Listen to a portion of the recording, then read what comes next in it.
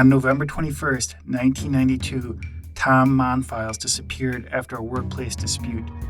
A day later, his body was found in a pulp vat with a 50-pound weight wrapped around his neck. Over 30 years later, exactly who killed Monfils remains a mystery.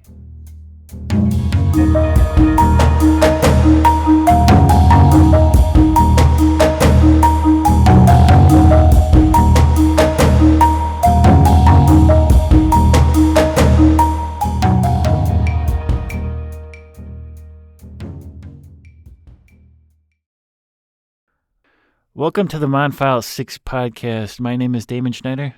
And I'm Mike Potchell. Tonight's episode is entitled, This Thing of Darkness I Acknowledge Mine. So this is our final episode. And what we did is we recorded some interviews with a series of people who have knowledge about the case. And we just listened to those, right, Mike? I just sent you those and you listened to them? Yep, just listen to them. So the first one is the Aaron interview. So we will listen to that right now. Welcome to the Monfils 6 podcast. My name is Damon Schneider. My name's Aaron Schneider. So Aaron, how are we related? We're brothers. We're twin brothers, actually. So what do you remember about the Monfils case growing up? Just what I heard in the news on television, that it was like a mystery that the Green Bay police couldn't solve, and then over time, the local Green Bay TV news kept on putting more and more pressure on the police to solve it. It got to be pretty extreme, and then they felt like that they had to come up with some sort of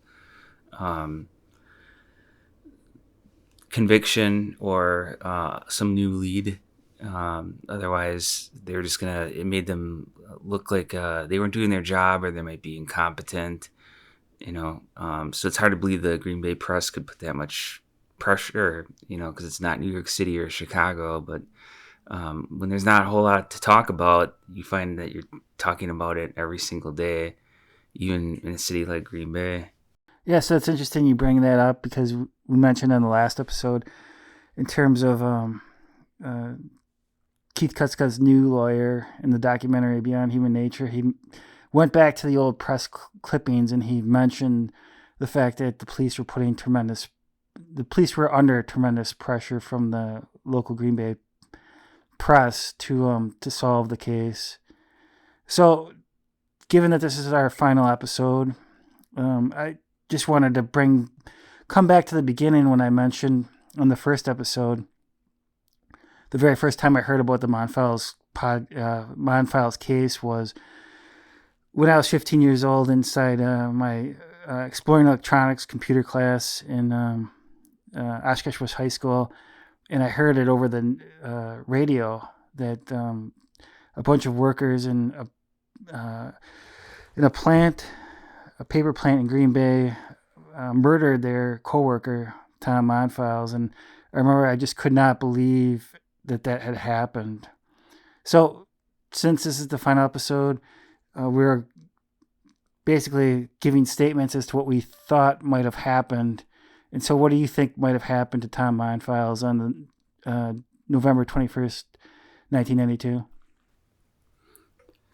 I also remember that the Green Bay news, or not the newspapers, the local newspapers like the Oshkosh Northwestern, they were covering it somewhat too, but they were getting a lot of their leads and stuff like that from the press in Green Bay. So then we were aware of it in the papers, but the TV made it seem so much more so as far as like pressure.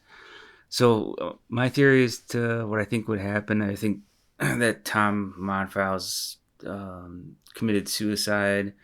I remember earlier in the documentary, it's that he worked in the Coast Guard. I think it was in a different state, maybe on the West Coast, and he seemed pretty happy with his job, but he had to move around. That's how it is in the service, working in the services. You have to move wherever they need you to. So then I think then he got married, and then that job doesn't really fit a married lifestyle when you need to have kids. Then afterwards, moving him around. So I think married life and having kids put a lot of stress on him to earn a good enough salary to provide for a certain lifestyle. Um, but then he had to sacrifice his personal interests and preferences as far as what he could do for a job, and this job wasn't a good fit for him at all. Um, the work was hard in the factory, and it was especially very hot often. The swing shift was probably the biggest thing that he didn't bring up or his wife didn't bring up, but that didn't seem to agree with him at all. Um, with regards to like his sleeping, how much sleep he could get. So I think that's why he pushed so hard to get the swing shift changed to a different schedule.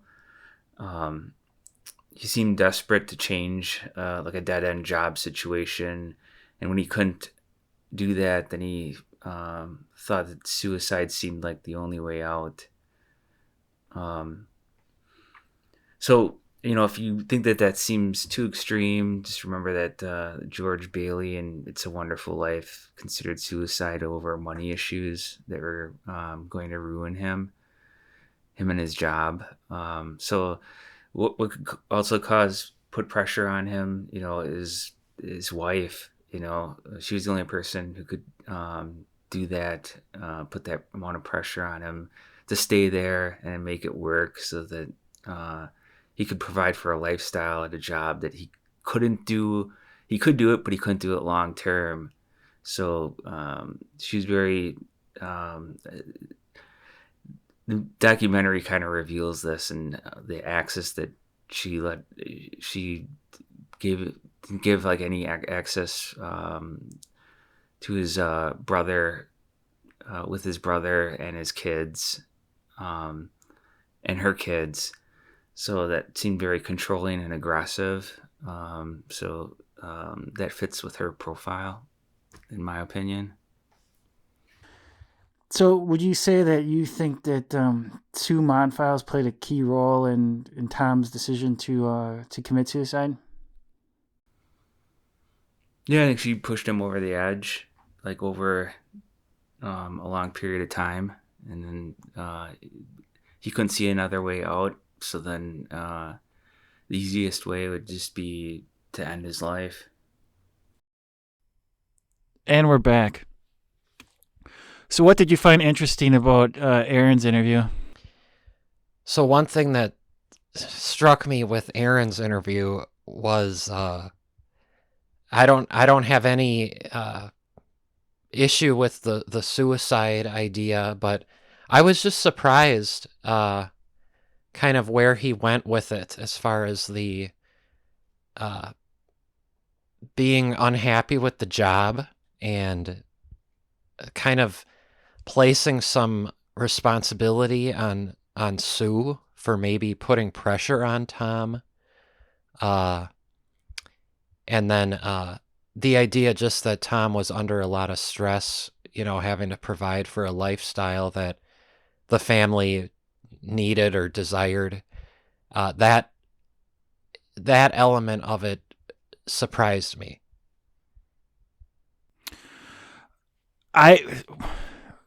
In a way, I can see some valid points that he made, though, because remember when Tom always had time off? It was sort of like he was just working on his rental property. It wasn't like people said like he was like this great father who was always with this, having fun with his kids, right? Yeah, I that's a little bit fuzzy now because we discussed that so long ago, and we read that portion of the book so long ago. I remember talking about that though, but I think one thing that I got from listening to all these interviews and just from what we've been doing for the last year and a half with this show is that it'd be nice if we had more information about Tom.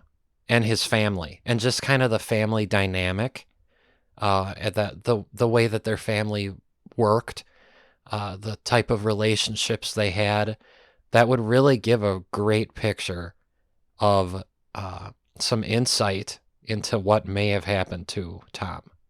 We don't know very much about the family. So at the end of the film, of the documentary Beyond Human Nature, Cal Monfils mentions that his daughter, who's 24 now, the last time she did meet the Monfils kids once before, but it was at such a young age she doesn't even remember it. So why is, I guess, Sue Monfils not wanting, to have anything to do with Cal Monfils, the brother, anymore, especially after all this time has passed? Yeah, I'm laughing or smiling a little bit only because I can't answer that. That's something only Sue will answer. I mean, I can speculate. My view is that I think she just wants to put all that behind her. The whole thing. The former family, the death of her husband, just the whole thing. I think she just may want to bury. That's one theory. I do have another theory. I'm going to save it, though, for a little bit later. It'll come up. All right. Speaking of which, so just last night I went over to a couple who I'm friends with, and I rewatched Beyond Human Nature with them through the entire thing. And that's one of the things that they brought up as well, is that they wanted to know more about the family situation between Tom and Sue and the kids. But let's listen to Jen's interview right now. Welcome to the Monfils 6 podcast. My name is Damon Schneider. And I'm Jen C. So, Jen, we just rewatched Beyond Human Nature. Can you tell me your initial impressions? Initial impressions. Well, this is the first time that I watched it. I had never heard of this case until you started to make the podcast, so it was all new to me. And initial impressions, I just found it really impossible to believe that there was no evidence, that no one really has any idea what happened. No one. So we're the same age. You grew up in West Bend, which is a little closer to Milwaukee than Oshkosh. And you say that you've never heard of this case before I started the podcast? Correct. So never in the news, never anything in over the radio, anything like that? Nothing. And how has your sense of the case evolved as you've been listening to the podcast? Well, I thought, based on the fact that it was essentially a wrongful conviction podcast, and that the book that was mentioned also had the same premise, I assumed that the film would also have the same premise. So when I started listening, I just imagined that everyone was thinking that this was, 6 people wrongfully convicted. And that was just sort of the shared assumption. So we're asking people sort of just to put a theory together as to what you think might have happened to Tom Monfils on the morning of November 21st, 1992.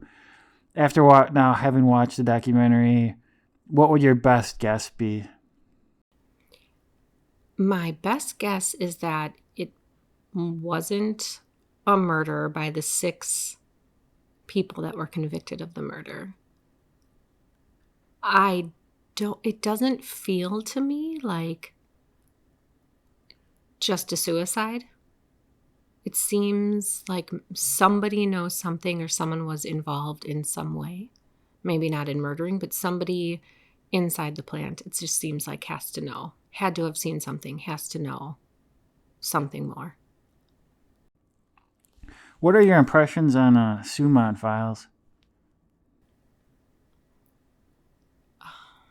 I mean, I guess it's interesting to me that she's so quiet and has said, really nothing at all. And I think the only, it comes out sort of towards the end. I mean, I don't think this is a spoiler, but comes out sort of towards the end that if it's, if it's in fact a suicide, that she knew that it was a suicide, and maybe she, as soon as she heard some of the details of the case, that was where she was leaning, and that she, how do I say,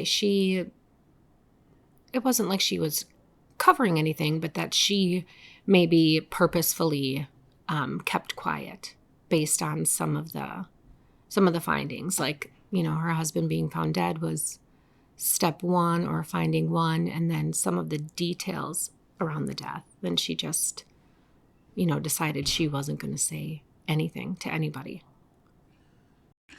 What, in terms of the film, what did it leave out as far as things that you think maybe should have been covered?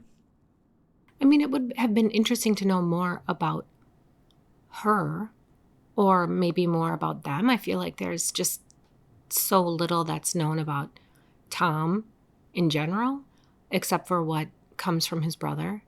I mean, most of the people that were interviewed hardly knew him. And so, or never met him, in fact. Like the officer and the DA, no one had ever met him. So you really don't know anything about him. And he's sort of the central character.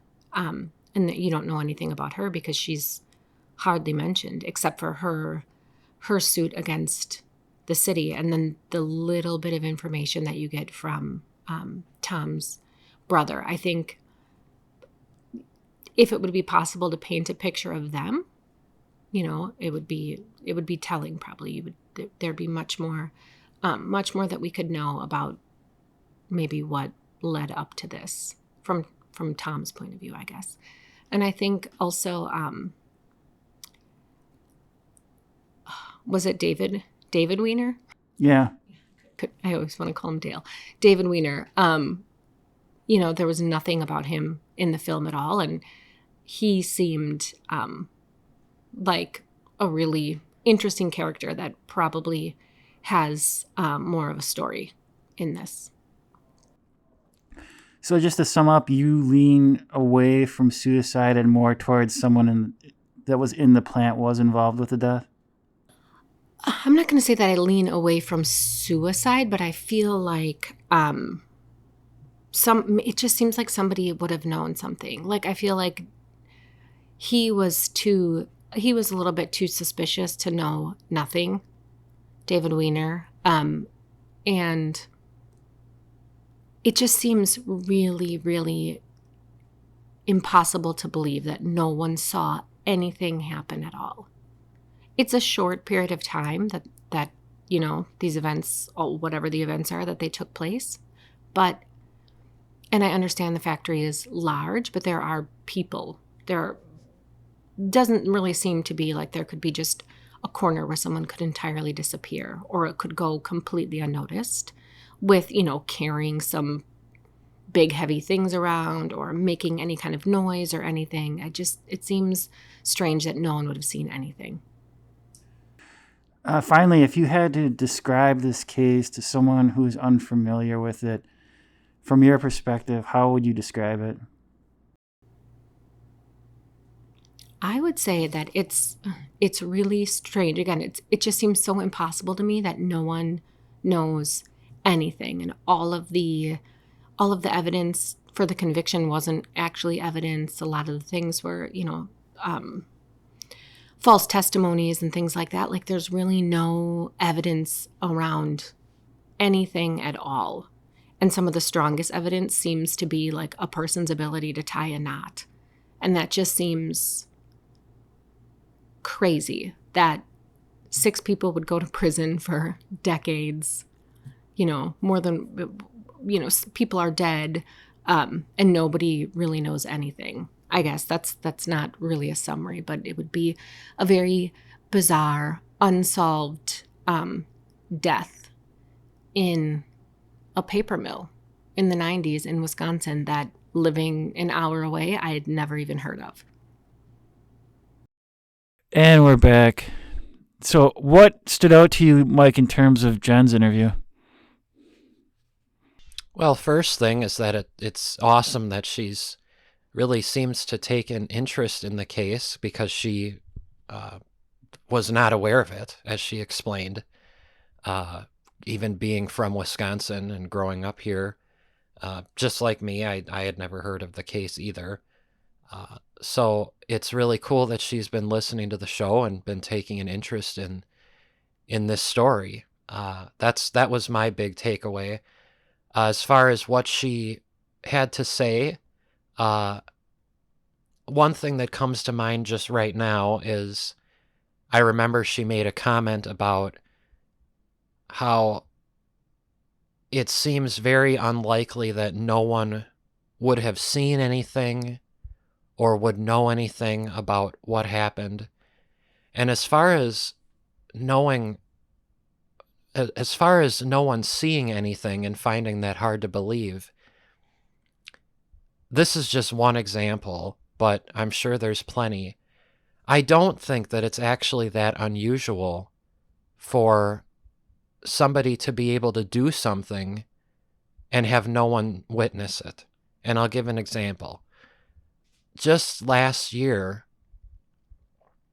a woman was found dead at her desk in Arizona at a Wells Fargo office, and she had been sitting there dead at her desk for like 3 or 4 days, and nobody found her.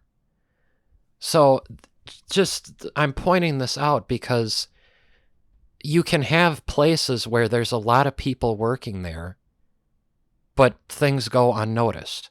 And, she happened to be in kind of a secluded corner of the office, but this was still a large office building, I think like 3 stories. Lots of people work there. And so I don't find it that unusual that somebody could do something so covertly and be unseen. That was one takeaway that I had. I really do believe there really aren't any people who know what happened that had been working there at that time. I really believe that. Sue may know stuff. We'll probably talk about that more later today.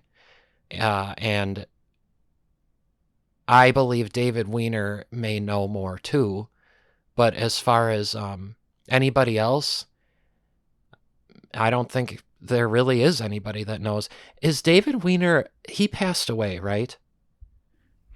He did within the last 3 years. Okay, I thought so. So that takes him out then. So as far as today, in 2025, I'd say really Sue might be the only one.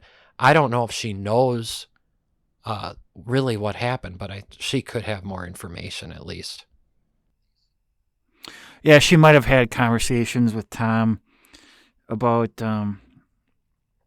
how he, in particular, committed suicide that would make it evident that, yeah, he did commit suicide.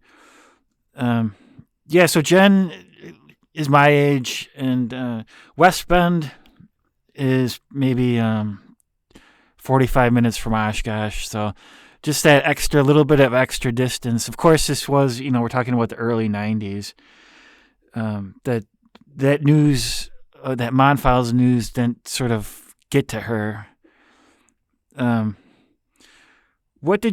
too think, I wanted to bring up the point that the summer after senior year, I did work in a paper mill. And I can tell you for sure that, yeah, there are a lot of places in the mill that I could go that no one would see me.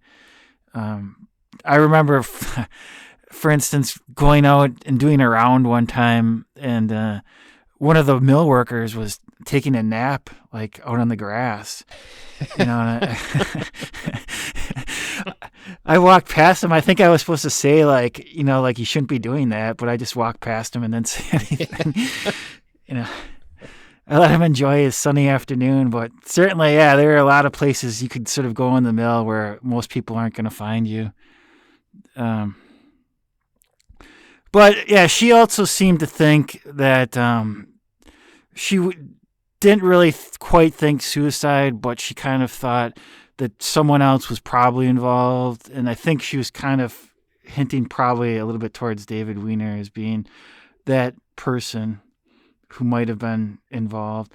I know she told me that she sort of was very shocked by the fact that he had murdered his brother. That she couldn't really get past that like if he could do that, then he definitely could have been the person to have killed Monfils. And she also brought up the fact that Zukowski allowing Weiner to wear his street clothes while in court, that was kind of a slick move.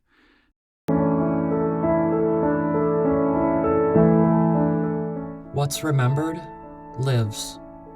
Losing someone precious from our lives is the most painful event that one can endure. Seasons of Life Memorials is dedicated to making sure the person you lost is never forgotten.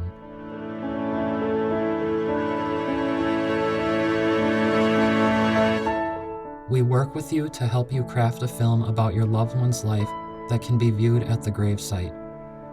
We can also help you create a film about your very own life that can be viewed in the obituary section of your hometown newspaper. Imagine that, your friends, relatives, and neighbors viewing your own unique story and how your life truly did matter. Visit our website, seasonsoflifememorials.com, and follow us on social media today to start viewing what we can do for you. Yeah, with that, just a comment on that. Right, that's the only thing, is that it's a slick move, because Zukowski, I mean, he didn't want that idea of him being a prisoner to taint the jury. And I don't know, I'll probably bring this up a little bit more later on about Zukowski again, so I'll save that for a little bit. We also estimated between the three of us that Zukowski was probably between 38 and 42 during the trial. I'm sure we can look that up. Did you never look that up? No, I didn't. Okay. I can check right now. Just the fact that I can update us in just a moment. Zukowski, the point that Zukowski was still youngish, and he wanted to keep that high-paying district attorney job, and in order to do so, he had to bring convictions in this case, because the press wouldn't have it any other way, right? Yes. So the final interview is with my friend Dan, and Dan is the person who we went to Beyond Human Nature at the Milwaukee Film Fest, so he was sitting right beside me. Originally the film, it premiered at like 12 noon. And I'm not generally a morning person. I don't like really to go to movies during the day, but it was sort of for his birthday. And so I kind of reluctantly went, and I just kind of think if, had I not gone, none of this would have happened. Right. So it's, yeah. You mean none of this? You mean like this show? Yeah, this entire Right. podcast might have never happened. Right. Had I been lazy bones and just not gone to the premiere. But I was there. It was raining. I was standing under a sign to not have the rain fall on me. The filmmaker was a foot away from me, and he was giving out tickets to Winkler. I was probably within 6 inches of Winkler. Yeah. Got the impression that he wasn't a good guy. So it was something else. But let's listen to Dan's interview right now. Welcome to the Monfils 6 podcast. My name is Damon Schneider. And I'm Dan C.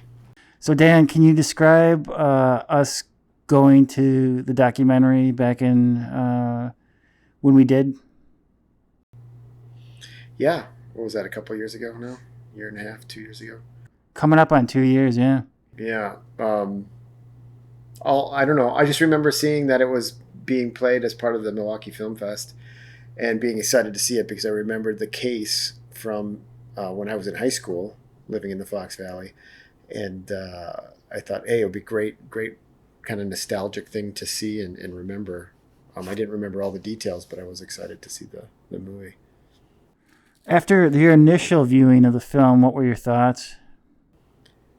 There was a lot in the film that I didn't remember because I think, and I've said this before, I remember just seeing the headlines at the time, not really diving into the case. I mean, I was a sophomore, junior, I guess almost junior, senior in high school, so it was big in the Fox Valley at that time. But I wasn't like particularly following the details of the case. So, seeing the movie, obviously, there's way more details that came out, things that I wasn't aware of, and just didn't know about. So, it was very informative in that sense. Can you describe? You said your initial reaction when you heard when you were, a teenager in high school, was sort of very different than my reaction. In that you thought that they could have been guilty. Yeah, I think. I mean, probably partially the way the media portrayed it was, hey, you've got a bunch of factory guys who have killed this other guy who had somehow narked them out in some way. So I definitely took away from that time period up until seeing the film this idea that there was these kind of brute factory guys who had murdered someone. There was no question in my mind that it was a murder, and that it had been perpetrated by people within the factory.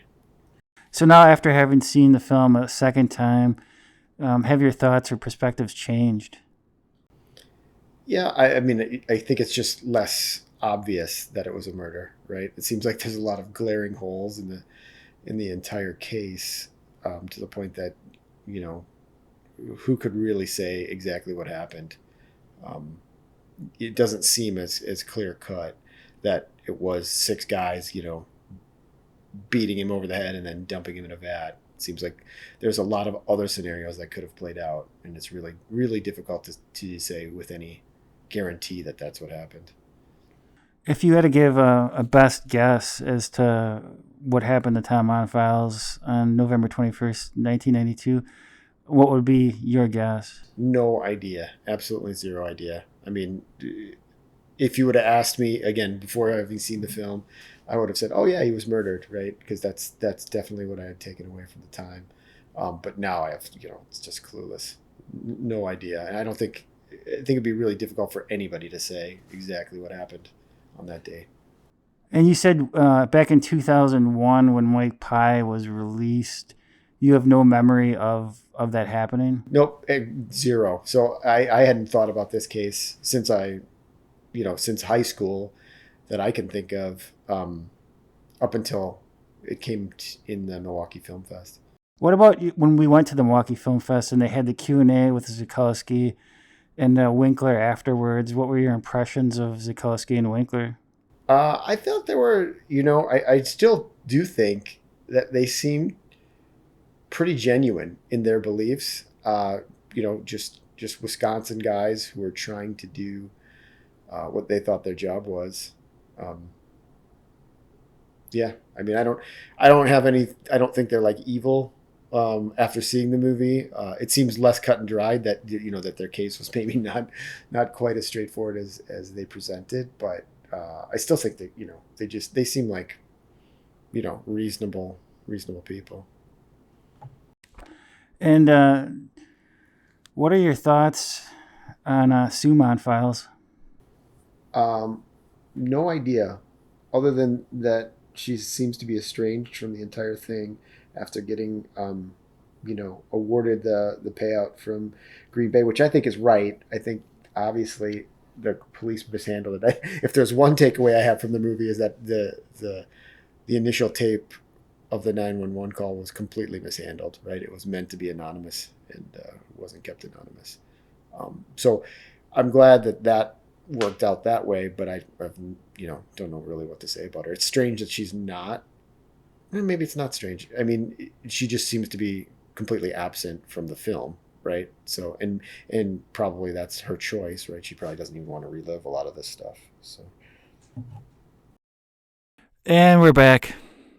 So, Mike, you looked up Zukowski, and what did you find? Yeah, so I didn't find the exact year, but I think we can safely say that he is about 68 years old now because it says he graduated from UW-Madison with the bachelor's degree in 79.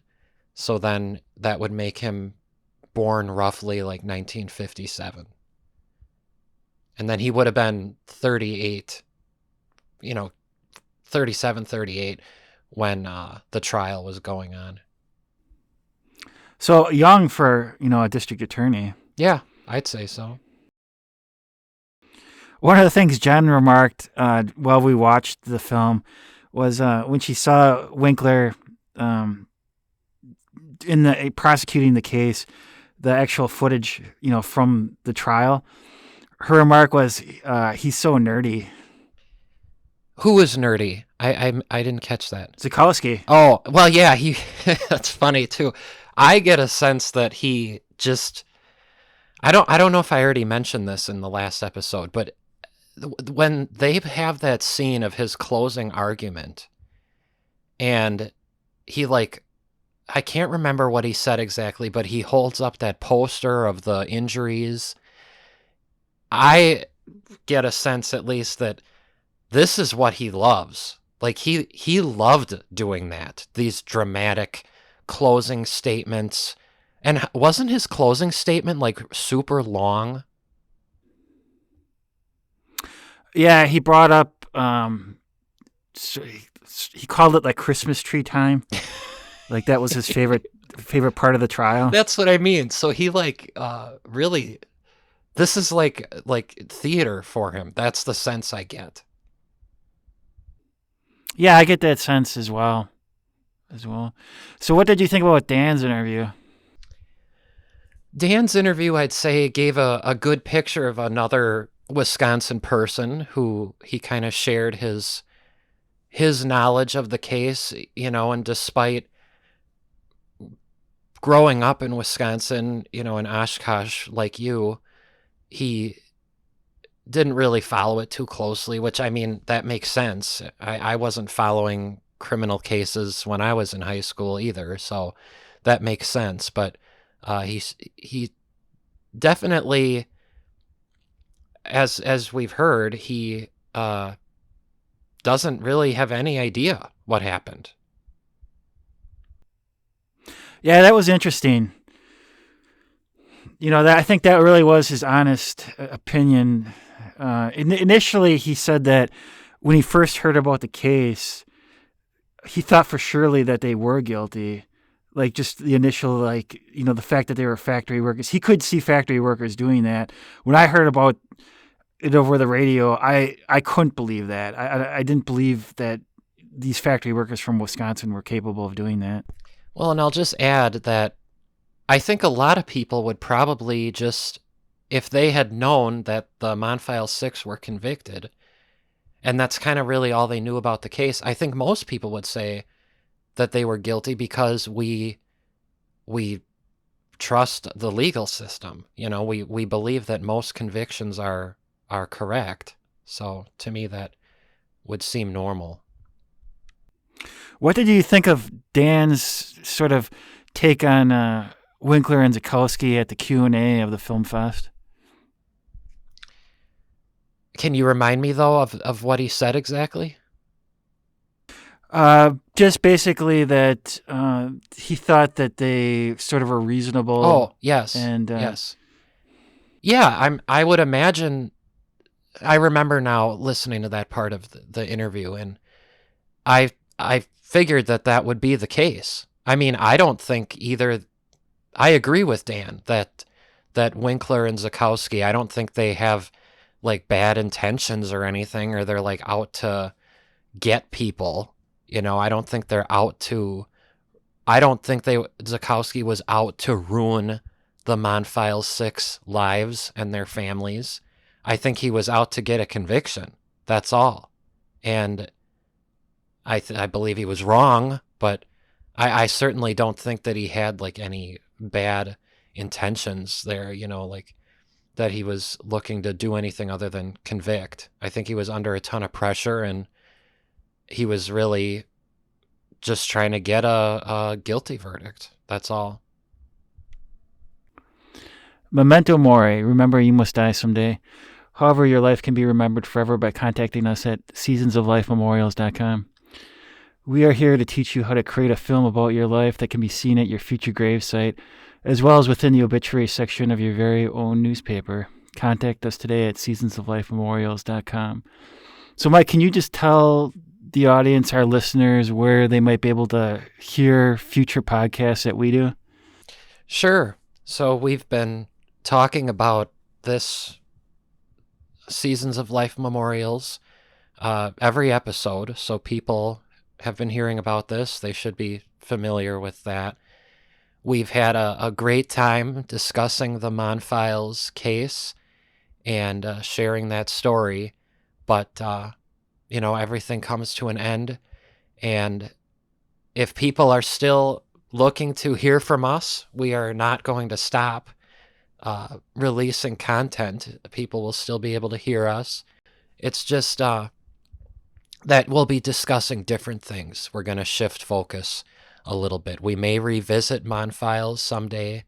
We'll keep people posted on that, but we're going to shift our focus to something a little bit more in line with Seasons of Life Memorials. So we've talked about these podcasts for Seasons of Life, and that's what we're going to start to do. So we've talked about two different options where we have the podcasts where people sit down and discuss just the memories of a loved one that passed. We're going to be releasing some of those and doing some of those with people that we know.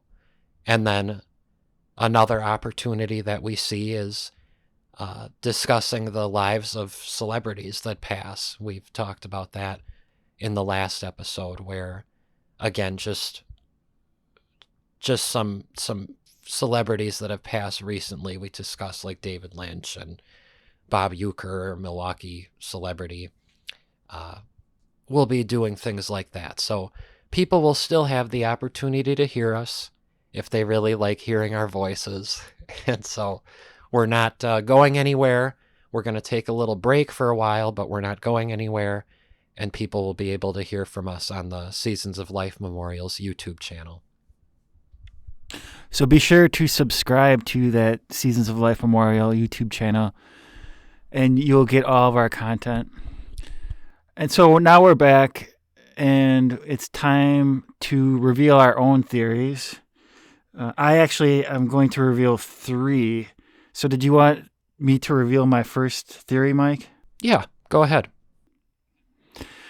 Okay, so this is, I call this the screw loose theory. So we've talked in the past how Monfils was kind of an odd guy. Most people would probably describe him as having a screw loose, right? I don't know if I'd say a screw loose, but just kind of a little bit of a different guy. Yeah, for sure. So I'm going to say maybe he had some mental illness that was maybe not diagnosed. And the pressure from over the week of all the phone calls back and forth with the police, and then finally with Keith Kutska showing up with the boombox and playing it in front of all his coworkers, that just sort of caused that mental illness to sort of bubble up and snap. And he went into the vat because he couldn't take it any longer. You know, he had to end it. That's my first theory. So what do you think about that? Yeah, I think that's definitely a possibility. It sounds like something very plausible, for sure. Do you want me to share what I think, or do you want me to save mine for the end of all of yours? Yeah, let me go on to my second theory. Sure. So This is, I guess, Wiener 1.0. So Monfils, the tape is played. We know that Wiener had heard the tape early in the morning. That's been proven. And so he's a guy that, he gets worked up rather easily. He murdered his brother over a borrowed ladder and something to do with a parking spot at a Packers game. So he's got anger management issues. So Monfils, he completes the turnover at 7:34, and obviously everyone is angry with him. So he decides to sort of maybe take a walk to a secluded area in the mill. He bumps into David Wiener near the vat. They get into some sort of argument, and Monfils turns his back to him, and Wiener strikes him over the head with some sort of heavy object that causes Monfils to, drop to the ground. Wiener, realizing that he's going to get fired for what he's done, hitting Monfils in the back of the head, decides to throw his body into the vat. So what do you think about that? Yeah, I think that's another plausible possibility as far as what happened. And remind me, there would be no physical limitations as far as like a person being able to throw someone over, right? Like it was just that short wall that he would have to get him over, right? Yeah. We speculated if he put Monfils' body on top of the wall first and then dropped him in, that it would have been possible.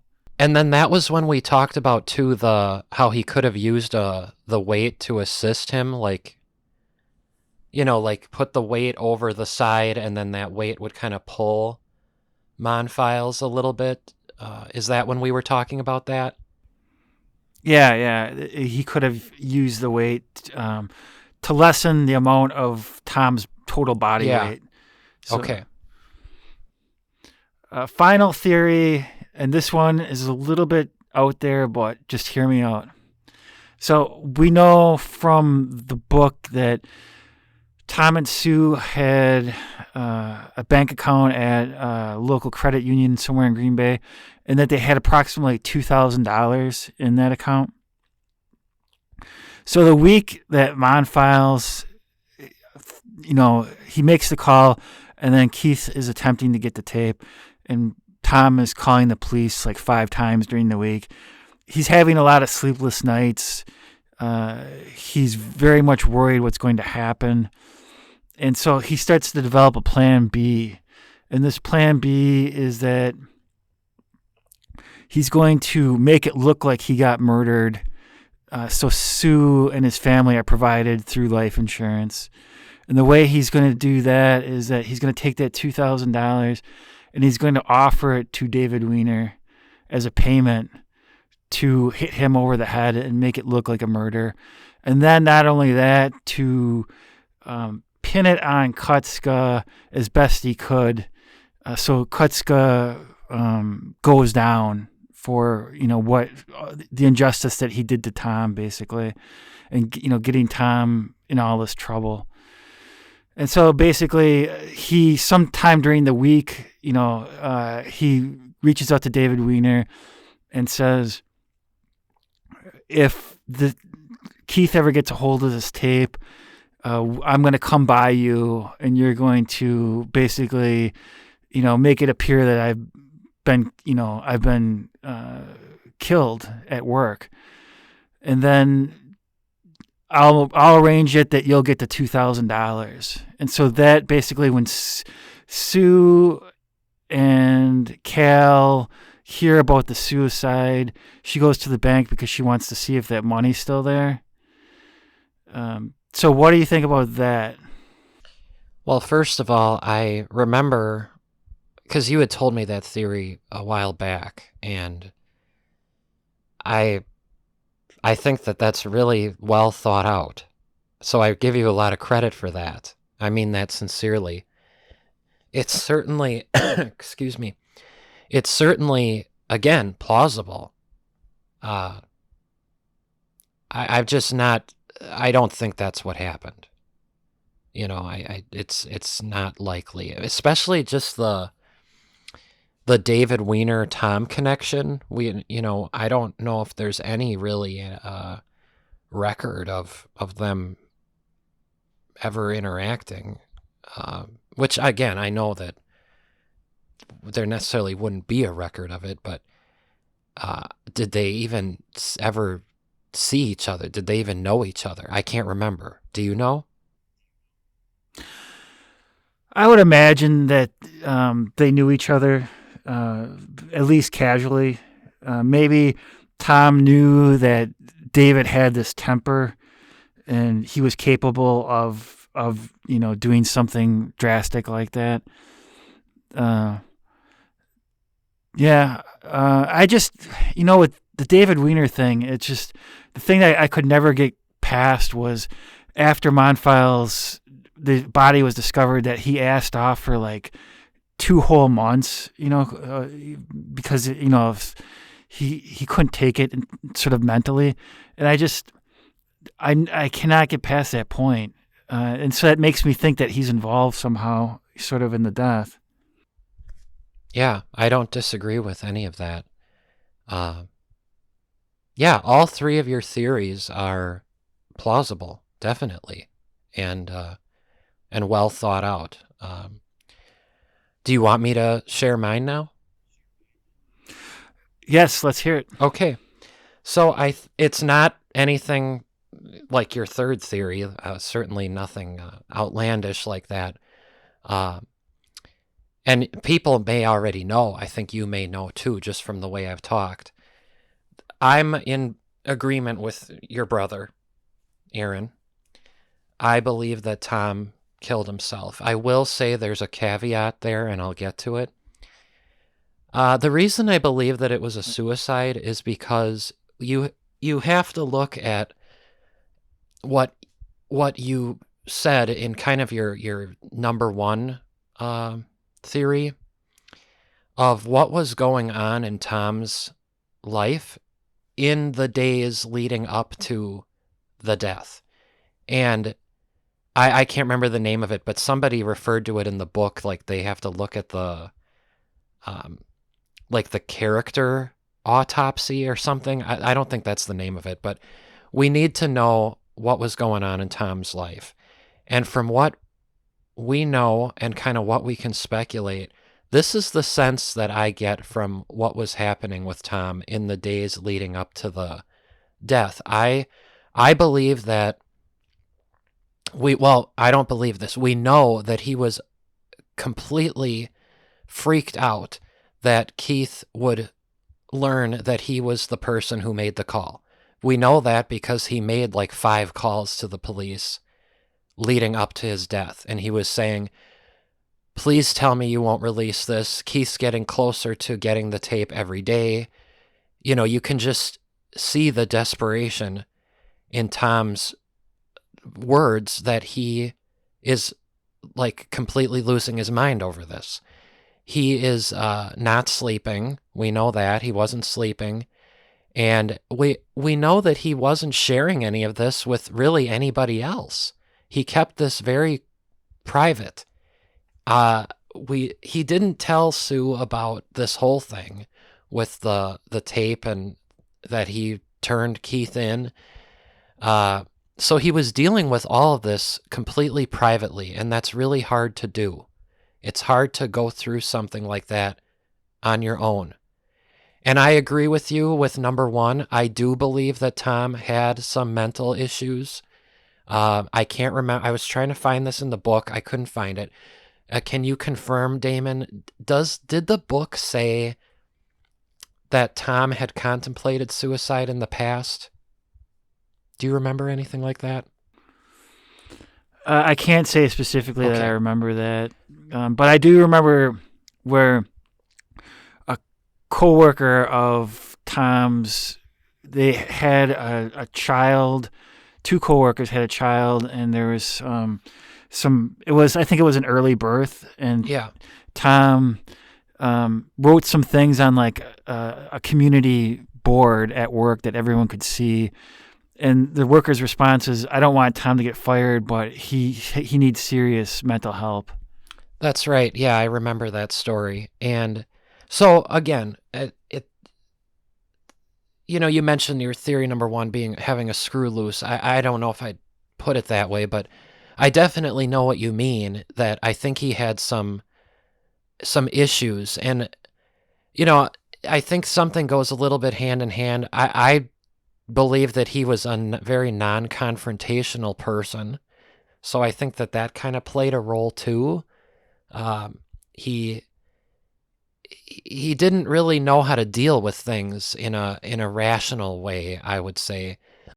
Like, to me, it's irrational the way he handled the Keith issue with calling the police. That's kind of nuts, if you ask me. Calling the police to deal with something internally with the rope, I think that's frankly, it's an irrational way of handling it. And so I think that he didn't really think things through in a normal way, and that's why I believe he killed himself. Once the tape was at work and Keith was playing it for everybody, which was ridiculous, but he was playing it for everybody, and even people who probably didn't even want to hear it. I believe that Tom thought that his life was over, and I don't mean literally, I mean his figurative life, because the one thing that I'll say with your brother's theory is, and I know that he didn't read the book, right? No. Okay. Is that it's pretty clear that Tom actually really liked his job. He loved being there. He loved the mill. It was like his whole life. And so that was the thing I disagreed with Aaron on, is that I don't think it was a long game suicide. I think it was a short game suicide. I think his suicide was just in that like 10, 15-minute span. He thought that there was no other way of dealing with this situation. He's completely embarrassed. Everybody knows that he turned Keith in, and I think he did it without really thinking too much. I think he did it split-second decision-making, and I would imagine, I mean, this is why he did the wait, is that he wanted to make it final. He wanted to make sure that this gets done, that he doesn't come out alive. It's really sad to think of this, but I would imagine he regretted it immediately. As soon as he jumped in there, I mean, I'm actually getting kind of emotional thinking about it, because I would imagine he regretted it immediately. Many suicides are kind of knee-jerk, where I mean, I know somebody who attempted a knee-jerk suicide, and it was regretted immediately. This person survived, but it was regretted immediately when the person attempted suicide. And so that's my theory, is that Tom did this suicide very short game. It just occurred to him that day. And I'm sure, well, I can't say I'm sure, but I would imagine that he regretted it immediately when he was in that vat. It's a horrible way to go. And but that's my theory, is that it was a suicide. Obviously, I don't believe this Monfils 6 had anything to do with it. The caveat that I mentioned, though, is that I do firmly believe that David Weiner does need another look. I will say that. I'm leaning towards the suicide like 90%, but there's definitely like a 10% doubt that we need to look at David Weiner, because there is some compelling evidence there that he could have attacked Tom with the fact that he didn't like snitches, and he was in the area and had access to Tom and the weight and the anger management problems, the killing of his brother later. These are all things that deserve looking into, and it's crazy that the police didn't. But then I wanted to come back a little bit to something regarding Jen with Sue Monfils, what Jen said. I think it is possible that Sue knew it was a suicide and didn't report it, so she would be able to get the money. The only problem I have with that is that would make her an incredibly selfish individual, because that would mean that she has knowledge that could have cleared the Monfils 6, and she didn't come forward. So I just find it hard to believe that someone would be that selfish. But we don't know Sue. It'd be great to have more information about her. But that's just one thing I wanted to add about that that theory about Sue not coming forward is that's a possibility that I wanted to add. So that's my theory, that it was a short game, kind of a suicide that was just thought like, I can't handle my life right now and I need to get out. And I believe he regretted it immediately. And that's my view, that it was a suicide. And people might point out that, well, he had kids. That people commit suicide all the time who have kids. It's not that uncommon. And so to me, that's really, that has nothing to do with it. You know, he was thinking about his reputation and kind of how was he going to go forward at the mill? And evidently, I believe he envisioned not going forward at the mill. There was no other option. It's not rational, but in many ways, suicide is not rational. Yeah, you bring up a good point. I was talking with Dan and Jen last night after the film about that suicide aspect with the kids. Because it really seemed like, Zakowski just thought there's no way that it was a suicide because he was married and he had those two kids. But Dan and Jen both brought up the fact that, why does that matter? That they had those kids, that they easily could have been a suicide. Absolutely. And I think we pointed out that, was that on the show that we mentioned that alderman?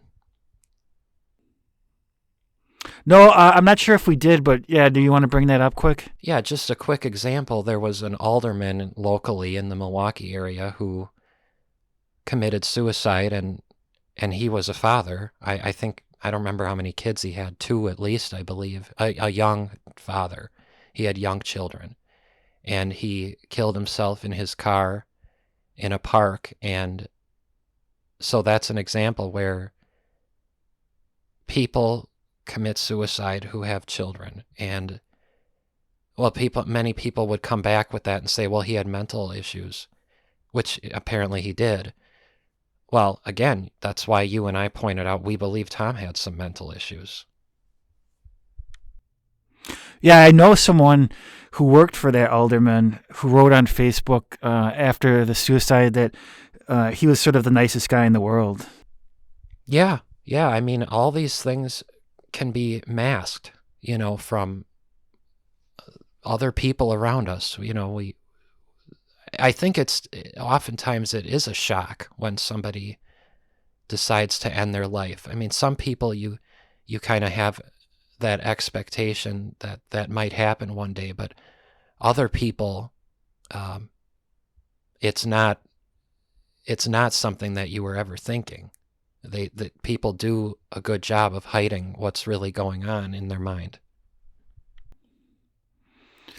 So now I just wanted to sort of ask your final thoughts as towards the podcast as a whole.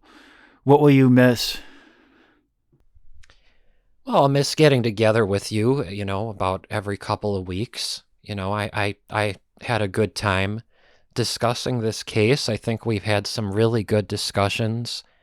I actually, on points that we disagree on, I actually really liked that more because you made me look at things a little differently, and I kind of saw things in a different light, and that's good.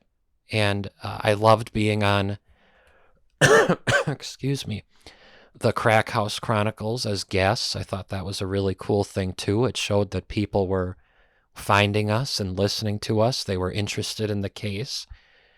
I found that I'm glad that you brought the case to my attention because I don't know if people can tell, but I do care about what happened here. And I think that it was wrong. And I think that more people need to know about this. I think that this should be, as you said, maybe Netflix will pick it up. It should be something like that. It should be a Netflix special. It should be something, some type of special where people see what is going on here with this case, because there's so many elements that are extremely frustrating between the guilty convictions, the fact that they were tried all together, the way Zukowski handled things and how Winkler handled things, the Green Bay police with how they completely screwed up the tape release, how that even happened in the first place, the goofy things that were going on with Tom, as I pointed out, his kind of thought process with handling things.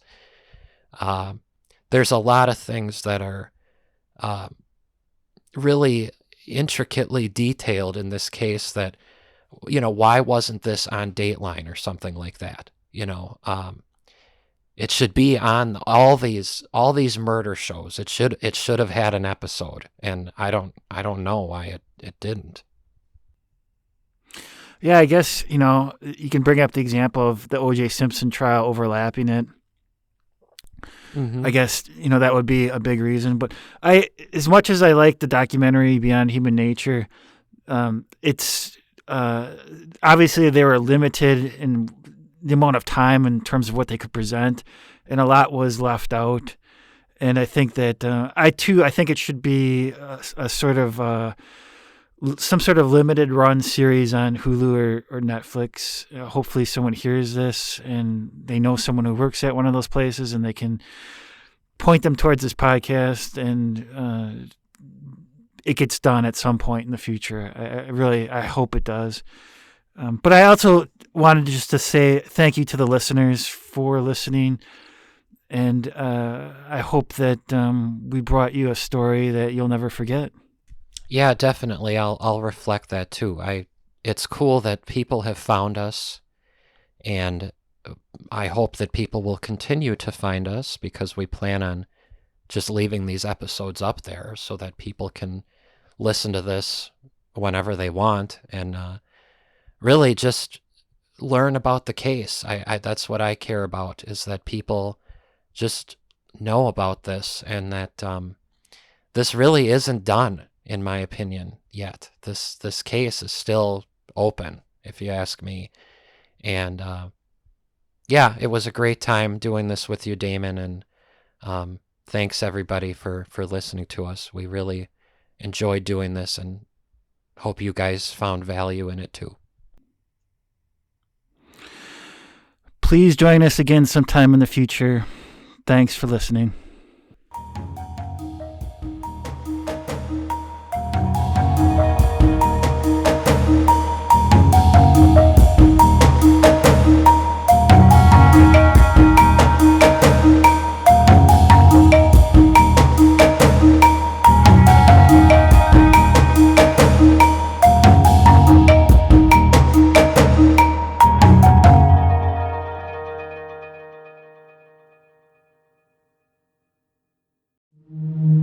Have you recently lost a loved one and want to hold on to their memory forever? We create individual and unique video-based obituaries that will allow anyone reading your local newspaper or visiting the gravesite to view the video and your memories of the loved one. Contact us today at seasonsoflifememorials.com.